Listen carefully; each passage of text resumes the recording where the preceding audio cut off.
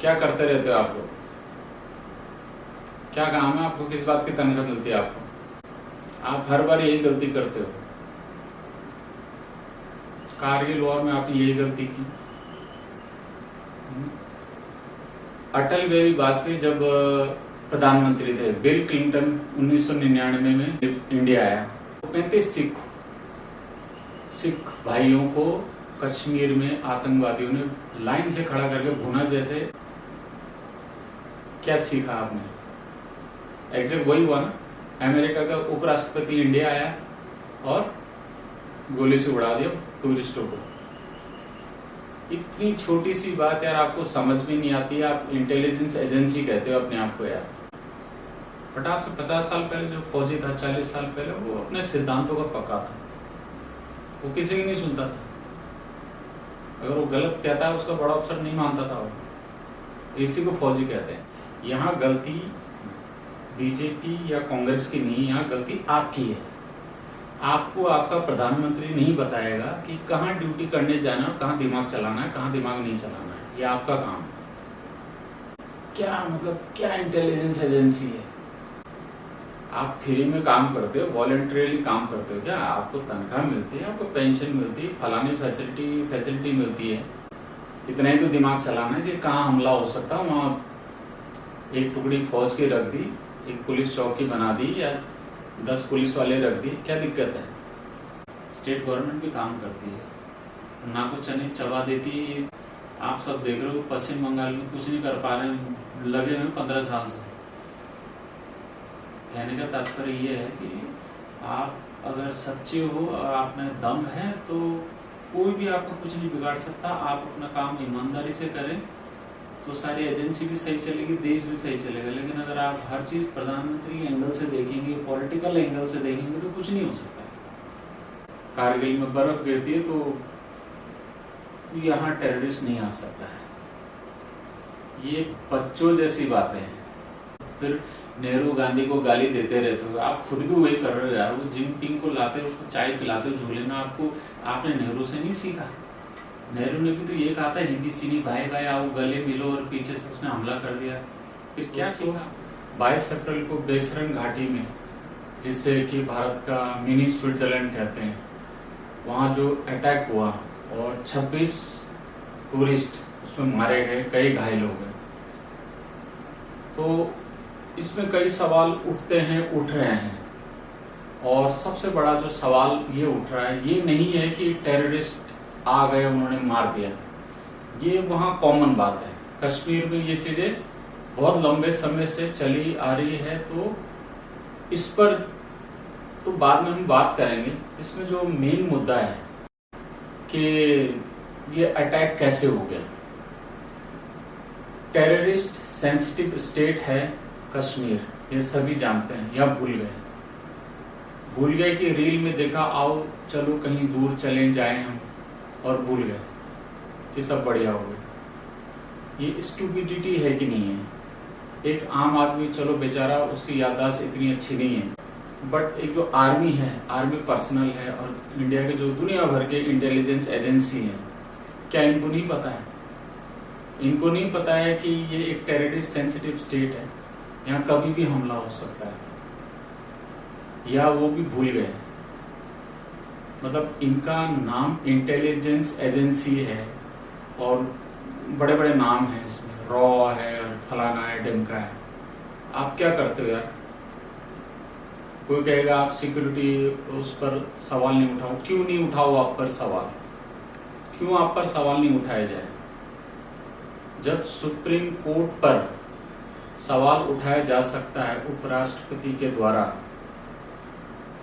सब पर सवाल उठाया जा सकता है। क्यों? क्योंकि इस लापरवाही की वजह से इतने लोगों की जानें गई हैं। तो आप पर सवाल उठेगा और आपको जवाब देना पड़ेगा। क्या ये पहली बार ये अटैक हुआ है? क्या इससे पहले अटैक नहीं हुए? टूरिस्टों पे कोई अटैक नहीं हुए? आपके अमरनाथ यात्रा पे सबको पता है। तो ये भी तो टूरिस्ट ही है, वो भी एक तरह के विजिटर है, टूरिस्ट है। मतलब ये कोई छोटे बच्चे हो आपके, आपको बताया जाएगा कि आपको यहाँ जाना है, यहाँ चेक करना है, आतंकवादी आएंगे कि नहीं आएंगे। ये कोई आज का इतिहास है? आप 1962 के वॉर, मतलब अगर आप इंटेलिजेंस एजेंसी अपने आप को कहते हो, 1962 में वॉर हुआ था, उससे पहले क्या हुआ था? नेहरू जी और चाइनीज जो अथॉरिटीज थी, प्रेसिडेंट था, है ना, उनके बीच में हिंदी चीनी भाई भाई का नारा चला था और पीछे से चाइना ने कब्जा कर लिया। जब पता लगा, लड़ाई हुई, इंडिया हार गया। इंटेलिजेंस एजेंसी थी, चलो बेचारा गरीब देश था, नया नया बना था, खाने को पूरा अनाज भी नहीं उगता था इस देश में, आज़ादी बड़ी मुश्किल से मिली उसको, संघर्षों से मिली, है ना। लेकिन फिर कारगिल में क्या हुआ? आपने कारगिल में, मैं उसी इंटेलिजेंस एजेंसी पे बात कर रहा हूँ आज, कारगिल में आपने क्या किया कि बर्फ पड़ती है साहब कारगिल में, तो सर्दियों में जाना ही नहीं है, कोई जरूरत नहीं है। तो नेहरू क्या गलत था? फिर उसकी क्या गलती थी? अपनी गलती नहीं मानोगे। यहाँ गलती बीजेपी या कांग्रेस की नहीं, यहाँ गलती आपकी है। आपको आपका प्रधानमंत्री नहीं बताएगा कि कहाँ ड्यूटी करने जाना है, कहाँ दिमाग चलाना है, कहाँ दिमाग नहीं चलाना है, ये आपका काम है। प्रधानमंत्री नहीं जानता है। प्रधानमंत्री से आप ये उम्मीद करोगे कि 10वीं 12वीं क्लास के बोर्ड के बच्चों को बताए कि सवाल कैसे हल करना है, a+b² का मतलब क्या होता है, उसमें 2ab एक्स्ट्रा कैसे आता है, या सबसे कठिन सवाल पहले उठाओ, चाहे 3 घंटे खत्म हो जाए, उसमें पेपर 0 नंबर आए, है ना।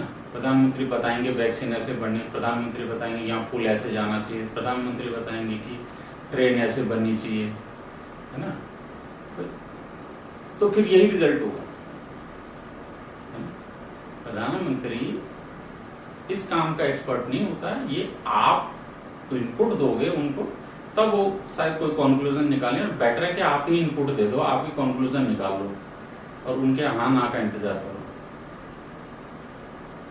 पाकिस्तान के साथ वॉर हुआ था जब लाल बहादुर शास्त्री इस देश के प्रधानमंत्री थे। सेना अध्यक्ष ने उनसे पूछा कि हमें क्या करना चाहिए। लाल बहादुर शास्त्री का जवाब था कि ये मैं कैसे बता सकता हूँ, ये तो आपका काम है, आपको जो सही लगता है वो करो। ये होता है प्रधानमंत्री, ऐसे डिसीजन लिए जाते हैं। तो आप हर चीज प्रधानमंत्री के मुंह को ताकते रहोगे कि प्रधानमंत्री बोलेंगे तो वहाँ सिक्योरिटी बढ़ाएंगे, प्रधानमंत्री बोलेंगे तो यहाँ से फौज हटा करके अमरनाथ में लगा देंगे और यहाँ लगा देंगे, तो भैया ऐसे तो फिर बेकार है आपका। ये कोई राजनीतिक बयान नहीं है, कोई राजनीतिक स्टेटमेंट नहीं है, कुछ नहीं, but it is your failure. आप हर बार यही गलती करते हो। कारगिल वॉर में आपने यही गलती की। अटल बिहारी वाजपेयी जब प्रधानमंत्री थे, बिल क्लिंटन 1999 में 20 मार्च करीब इंडिया आया। उस रात को 35 सिख भाइयों को कश्मीर में आतंकवादियों ने लाइन से खड़ा करके भुना, जैसे अभी ये जो घटना हुई है, लाइन से सिख। क्या सीखा आपने? एग्जैक्ट वही हुआ ना। अमेरिका का उपराष्ट्रपति इंडिया आया और गोली से उड़ा दिया टूरिस्टों को। इतनी छोटी सी बात यार आपको समझ में नहीं आती। आप इंटेलिजेंस एजेंसी कहते हो अपने आप को यार। कोई जेम्स बॉन्ड की पिक्चरें देख लो, 10 साल का बच्चा बता देगा आपको कि यहाँ हमला हो सकता है। किस बात की इंटेलिजेंस एजेंसी हो आप? किस बात की इंटेलिजेंस एजेंसी कहते हो आप अपने आप को? भाई साहब जागो। दिन भर क्या काम है आपको? यही तो काम है कि कहाँ हमला होने वाला, कहाँ टेररिस्ट आ सकते हैं, ये है वो है। और मैं ये पूछना चाहता हूँ, उस एरिया का कलेक्टर जो है वो, उसको किस बात की तनख्वाह मिलती है? ये पब्लिक में रौब झाड़ने के लिए, ठेले वालों पे रौब झाड़ने के लिए बने हैं क्या कलेक्टर सब? उस एरिया का एमपी भी होगा, उस एरिया का एमएलए भी होगा, उसका सरपंच भी होगा। क्या करते रहते हो आप लोग? क्या काम है आपको? किस बात की तनख्वाह मिलती है आपको? कलेक्टर के इंटरव्यू में बैठते हो, दुनिया भर के सवालों के जवाब देना। अरे क्या करना आपके सवाल के जवाब का यार? आपको बेसिक चीज ही नहीं आती यार। एक सिंपल एक छोटा मोटा दुकानदार ही बता देगा कि हाँ भाई यहाँ ये चीज़ नहीं है, यहाँ ये होनी चाहिए। आप उस लेवल का काम भी नहीं करते हो, अपने आप को कलेक्टर कहते हो आप लोग। कौन जानता है कितने कलेक्टर हजारों आते हैं, कितनी पावर होती है आपके पास। जितनी पावर आपके पास होती है, मुझे लगता है MP MLA के पास नहीं होती पावर। एक डिस्ट्रिक्ट आपके कंट्रोल में होता है कि MP MLA के पास नहीं होता, डिस्ट्रिक्ट आपके पास होता है। क्या करते हो आप, क्या करते हो? 30 साल निकाल देते हो, कुछ भी नहीं सुनाई देता है, कलेक्टर ने ही किया। हाँ, सर्दी बहुत तेज पड़ गई तो छुट्टी कर दी बच्चों की, या बहुत तेज गर्मी पड़ गई तो एक छुट्टी कर दी। तो बिल क्लिंटन के टाइम में ये चीज हो चुकी है। आपको इतनी छोटी चीज समझ में नहीं आती है कि किसी दूसरे देश का, बड़ा देश का राष्ट्रपति आपके देश में आ रहा है, कोई ऐसी घटना उसको बताई जाएगी कि टेरर फैल जाए, वो भी अमेरिका, जहां ऑलरेडी इस तरह का हमला हो चुका है। ये सभी पूरी दुनिया जानती है। मतलब समझ में नहीं आता कि क्या इंटेलिजेंस एजेंसी है। नेता कहते हैं सुरक्षा पे कोई सवाल नहीं उठाएगा। अरे क्यों नहीं उठाएगा भाई सुरक्षा पे सवाल? हजारों लोग मरते रहेंगे, क्यों नहीं उठाएंगे सुरक्षा पे सवाल? आप फ्री में काम करते हो, वॉलंटरीली काम करते हो क्या? आपको तनख्वाह मिलती है, आपको पेंशन मिलती है, फलानी फैसिलिटी मिलती है। इतना ही तो दिमाग चलाना है कि कहाँ हमला हो सकता है, वहां एक टुकड़ी फौज की रख दी, एक पुलिस चौकी बना दी, या 10 पुलिस वाले रख दिए, क्या दिक्कत है? तनख्वाह तो इसी चीज की मिलती है ना। कारगिल वॉर हुआ, उससे पहले क्या हुआ? कारगिल वॉर से पहले किसी भेड़ बकरी चराने वाले चरवाहे ने बताया कि साहब वहां कारगिल की चोटियों में पाकिस्तानी कुछ शायद बंकर बना रहे हैं, कब्जा कर रहे हैं। यह हाल है हिंदुस्तान की इंटेलिजेंस का। आप बताओ, आप भेड़ बकरी चराने वाला बता रहा है, तो फिर हम 1999 में जी रहे हैं और बड़ी बड़ी कारगिल विजय दिवस मना रहे हैं। आप, अरे कोई आपके घर में घुस करके आपके हजारों सैनिकों को मार के चला गया, आपने वो जमीन आपने वापस ले लिया, आप विजय दिवस मना रहे हो। ये कौन सा विजय दिवस है? इसको कहते हैं विजय दिवस। 1999 में जो कारगिल वॉर हुआ था, उसका जो मेन कारण था वो यही हमारे जो इंटेलिजेंस एजेंसी है, इनकी एक मिस इंटरप्रिटेशन, या इनका उसको फेलियर कहना चाहिए एक स्ट्रिक्ट आर्मी टर्म में। मिस इंटरप्रिटेशन जैसी चीजें आर्मी पुलिस के लिए नहीं होती है, ये एक आम आदमी के लिए हो सकती है कि यार मैं गलत अनुमान लगा गया। बट जिनका काम ही अनुमान लगाना है, जिनका जॉब ही ये है, उसका एक मिस इंटरप्रिटेशन हजारों लोगों की जान लेता है, तो वो फेलियर है। 1999 जो कारगिल वॉर हुआ था, उसमें ये था जो इनपुट्स थे कि क्यों भाई कारगिल में ये पाकिस्तानी बंकर बन गए, टेररिस्ट आ गए।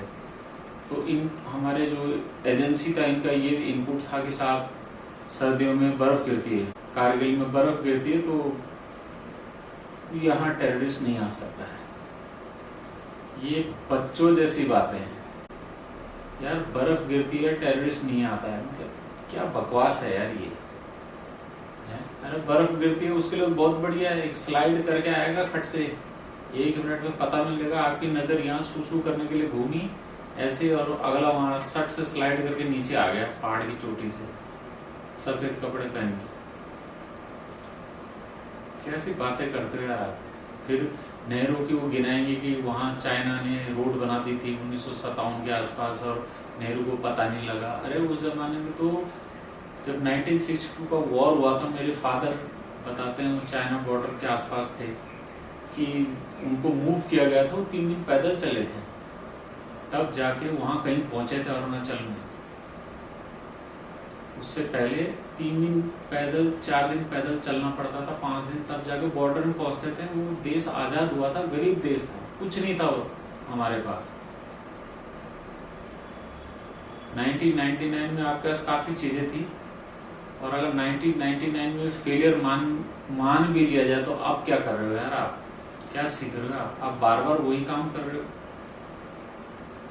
रील देख लो, जेम्स बॉन्ड की फिल्में देख लो, तो यार कोई भी बता देगा कि यार यहाँ हमला हो सकता है। 3000, 4000, 5000 टूरिस्ट आते हैं, जहाँ पहुंचने का रास्ता नहीं है, आप वही कहानी दोहरा रहे हो यार, चाइना वाली 57 वाली, और फिर नेहरू गांधी को गाली देते रहते हो। आप खुद भी वही कर रहे हो यार, वो जिनपिंग को लाते हो, उसको चाय पिलाते हो झूले में। आपने नेहरू से नहीं सीखा?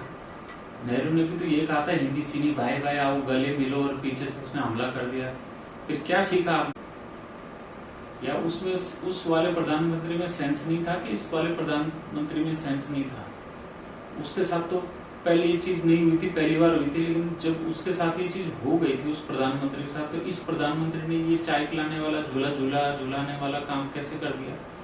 आपको पता नहीं है चाइना की हिस्ट्री पढ़ी आपने? All political science, history science में पीजी कर रखा, तो आपको पता नहीं कि हिस्ट्री रिपीट्स इटसेल्फ? नहीं पता आपको ये चीजें होती है। मैं चाय पिला के पीएम बना, फिर हो गया ना वहां लद्दाख में, फिर वहां उसने हमला किया, कई सैनिक उसके मारे गए, कई हमारे मारे गए। यार जब आपको वॉर की चीजें नहीं पता है, उसमें इंडल्ज क्यों होते हो? सेना को फ्री छोड़ो, सेना को फ्री काम करने दो। आपके जवानों की जान जानी नहीं चाहिए थी।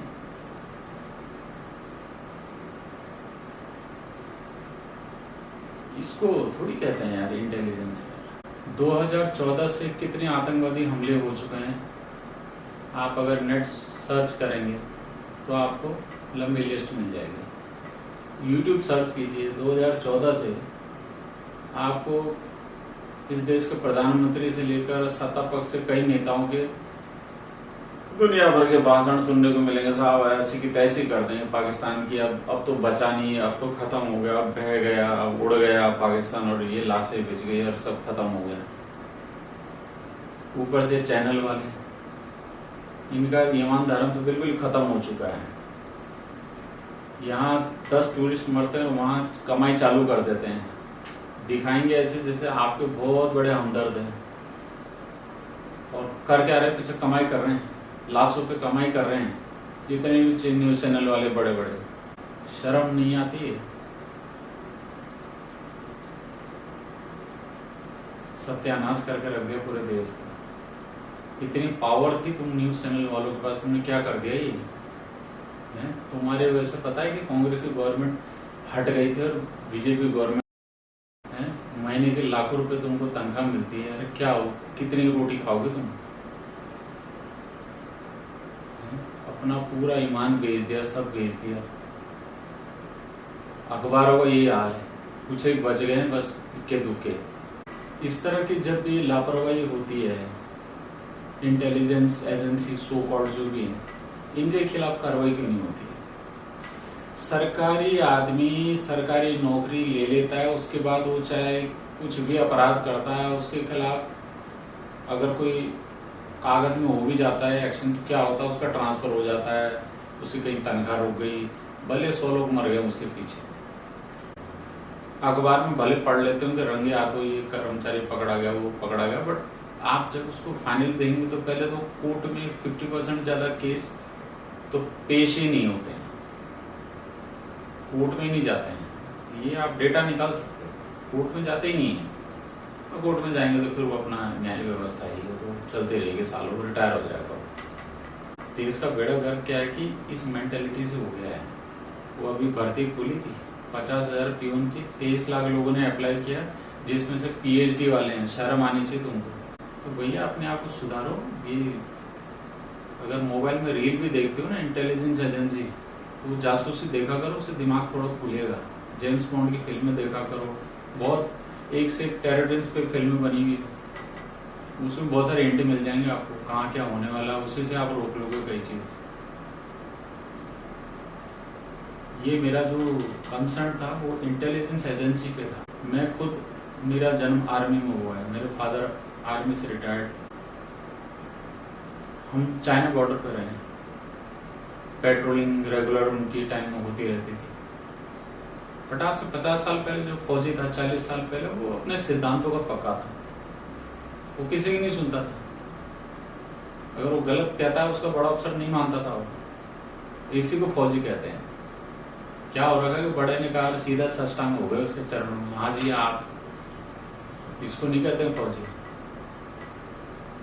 मणिपुर में सारी फौज बदनाम हो गई, पॉलिटिक्स के चलते।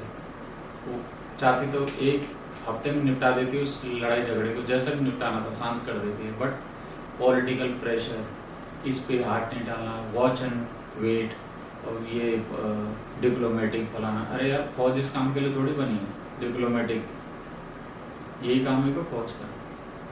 ये तुम करते रहो, नेताजी को डिप्लोमेटिक करना है। पूरी फौज बदनाम हो गया आसाम राइफल। क्या आसाम राइफल घटिया है, उसने इसको सपोर्ट किया, उसको नहीं किया, उसको खाना दिया, उसको नहीं दिया। बेचारे वो तो इनका ऑर्डर का फॉलो कर रहे हैं। हम जानते हैं, मेरे फादर थे आसाम राइफल्स में, किस तरह की फौज हुआ करती थी।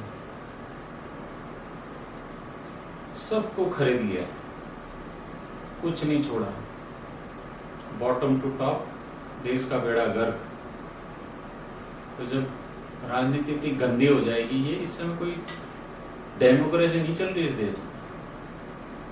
ये तो जो कोरिया का शासक है फैटमैन, उससे बुरा हाल है, उससे बुरा हाल है। वो कम से कम अपने सिर्फ अपने देश के लिए तो सोचता है। वो है यहाँ तो नवाज शरीफ के माँ के पैर छूने के लिए तुरंत चले जाएंगे, जिसके टाइम में कारगिल वॉर हुई थी। ये काम राहुल गांधी ने किया होता तो उसकी ऐसी की तैसी कर डालते, सब रिटायर कर देते पॉलिटिक्स से उसको। तो भैया थोड़ा अपना अपना भी कोई डिसीजन लिया करो, इंटेलिजेंस एजेंसी हो, ठीक है ना। आपको जब कसमें खिलाई जाती है, ट्रेनिंग करते हो आप, तो आपको कुछ बोला जाता होगा। ये नहीं कहा जाता है कि प्रधानमंत्री बोलेगा तो वही करना है, बाकी आंख बंद करके बैठे रहना, नहीं तो ये सब होता रहेगा इस देश में। Please take care of this country. ये पब्लिक तो हमेशा आगे बढ़ के कहती है, उनको हथियार दे दो, अभी पाकिस्तान चले जाएंगे लड़ाई करने में। पकड़ो, एक घोषणा करोगे साहब हम हथियार बांट रहे हैं, कितने लोग पाकिस्तान बॉर्डर पे जाके वॉर करने को तैयार हैं। हथियार कम पड़ जाएंगे आपके पास, ये गारंटी है। तो पब्लिक तो हमेशा तैयार रहती है, आगे से ही जो है मामला पूरा खुश है। तो इस चीज को ध्यान रखो और देश का ख्याल रखें आप, और हमसे जो हेल्प चाहिए आप घोषणा करें, हर आदमी तैयार है। जब छोटे बच्चे थे, 9th में 10th में पढ़ते थे, तो टीवी में समाचार सुनते थे। उस जमाने में दूरदर्शन में समाचार ही आते थे और एक सीरियल आता था ले दे के। समाचार 15 मिनट का 20 मिनट का होता था, जिसमें 15-20 मंत्रियों के नाम आते थे। कोयला मंत्री ने ये किया, परिवहन मंत्री ने ये किया, जल संसाधन मंत्री ने फलाना किया, लोकसभा स्पीकर ने ये किया, उसने ये किया, सबके नाम पता थे हमको। अब किसी मंत्री का नाम नहीं आता है। प्रधानमंत्री ने ये किया, प्रधानमंत्री वहां गया, वहां अवार्ड लिया, वहां राष्ट्रीय अवार्ड लिया, वहां बहरीन में गया, वहां दुबई में गया, वहां अरब देशों में गया, अगल बगल अफगानिस्तान में गले मिला, पता नहीं क्या क्या किया। नवाज शरीफ की माँ के पैर छू गया, बांग्लादेश की शेख हसीना से मुलाकात करने चला गया, कभी कहीं चला गया। यार यही काम है क्या यार आपका? यार आप अपने देश को तो संभालो पहले। कभी देश की गलियों में गए हो? इतने गलियों में क्या क्या प्रॉब्लम है? एक दिन अगर एक शहर की गलियों में चले जाओ ना, काम मत भी करो तो भी दुआएं देंगे, यार चलो हमको पूछने तो आया, ये देश ऐसा है। मेड इन इंडिया तब होगा जब इंडिया पे ध्यान दिया जाएगा। इंडिया के अंदर रहिए आप, बहुत बड़ा देश है, 160 करोड़ लोग हैं। इंडिया का ही काम कर लो पहले, तो ये बाद में करते रहना। और मेड इन इंडिया 160 करोड़ लोग को आप बोलो तो सही, मोदी के लिए जान देने को तैयार है, लेकिन आप काम कौन देगा? बातें करने से थोड़ी होगा। तो ऐसी इस देश की सिक्योरिटी एजेंसी फिर काम करेंगी कि साहब जब तक प्रधानमंत्री का आदेश नहीं होगा हम तो मणिपुर की प्रॉब्लम भी ठीक है, जैसे वो बोलेंगे वैसे सॉल्व करेंगे। अरे प्रधानमंत्री क्या जानता है यार आदिवासी की पॉलिटिक्स और जियो पॉलिटिक्स और ये सारी चीजें, कैसे लड़ते हो, बंदूक कहाँ से उठाते हैं, कौन से ट्रिगर दबाते हैं, ये आपको करना है। कुछ तो इस देश में सेंट्रल गवर्नमेंट है, तो एक स्टेट गवर्नमेंट भी बनी हुई है ना। स्टेट गवर्नमेंट की भी पावर होती है, ऐसे नहीं स्टेट गवर्नमेंट सरेंडर हो जाती है सेंट्रल गवर्नमेंट के सामने, ऐसा नहीं होता है। स्टेट गवर्नमेंट भी काम करती है, ना कुछ चने चबा देती है। आप सब देख रहे हो पश्चिम बंगाल में कुछ नहीं कर पा रहे हैं, लगे हुए 15 साल से। कहने का तात्पर्य ये है कि आप अगर सच्चे हो और आप में दम है तो कोई भी आपका कुछ नहीं बिगाड़ सकता। आप अपना काम ईमानदारी से करें तो सारी एजेंसी भी सही चलेगी, देश भी सही चलेगा। लेकिन अगर आप हर चीज़ प्रधानमंत्री एंगल से देखेंगे, पॉलिटिकल एंगल से देखेंगे तो कुछ नहीं हो सकता है। मेरे फादर थे सूबेदार मेजर, मैं उनकी एग्जाम्पल दे रहा हूँ आपको। एक दिन वो मतलब सुबह स्पोर्ट्स के लिए असेंबली होती है, इकट्ठे होते हैं जवान 6-7 बजे। तो मेजर साहब आए, लेट आ गए 15 मिनट करीब। जब वो मेजर थे, हमारे पिताजी तो छोटे थे, सूबेदार मेजर थे, बट सिंस वो उसके कमांड कर रहे थे उसको, वो जो यूनिट थी, बटालियन थी, उन्हीं के दिशा निर्देश में हो रहा था। तो मेजर साहब लेट आ गए तो हमारे पिताजी ने उनको वापस भेज दिया, बोले आप जाइए, आप लेट हैं। वो मुड़े और चल दिए, कुछ नहीं हुआ क्योंकि पिताजी सही थे। इसको फौज कहते हैं। अजी आप लेट आ गए, कोई बात नहीं, अजी हुजूर कोई दिक्कत नहीं, कल आधे घंटे लेट आ जाना। ये फौज नहीं होती है, ये बकवास है। ये पुलिस में होता है कि एक सिपाही सो रखा और चारपाई में आराम से इंस्पेक्टर बैठा हुआ लिख रहा है हिसाब। खूब देख रखे हमने ये हाल। और आए दिन ऐसे हमारे MP लोग भी जाते हैं रात को कभी थाने में गश्त करने, तो वो भी देखते हैं गंजी में बैठा हुआ इंस्पेक्टर। फौज में से गंजी में मिल जाए, उसका कोर्ट मार्शल हो जाए अगले दिन। कोर्ट मार्शल तो बॉडी खत्म हो गई, लोगों को पता ही नहीं होता क्या है। इतनी बड़ी बड़ी वॉर हो गई इंडिया में मूर्खता की वजह से। ये कारगिल वॉर, ये कोर्ट मार्शल होना चाहिए था कई यूनिट्स का। इसमें वो बीजेपी गवर्नमेंट की एंट्री थी 1999 में, वो सब तो बंद हो गया। फिर आर्मी भी पॉलिटिकल बयान देने लगी है। तो भाई साहब ऐसा है, इंटेलिजेंस एजेंसी आपकी इस लापरवाही की वजह से क्या है कि कई लोगों की जानें चली गई है। ठीक है, आप उसके लिए जिम्मेदार हो, आपको स्टेटमेंट देना चाहिए। You should feel sorry for these losses. अगली बार से ये चीज ना हो कि इंटेलिजेंसी और इंटेलिजेंट एजेंसी जो भी है ये फेल हो गई। जय हिंद, जय भारत।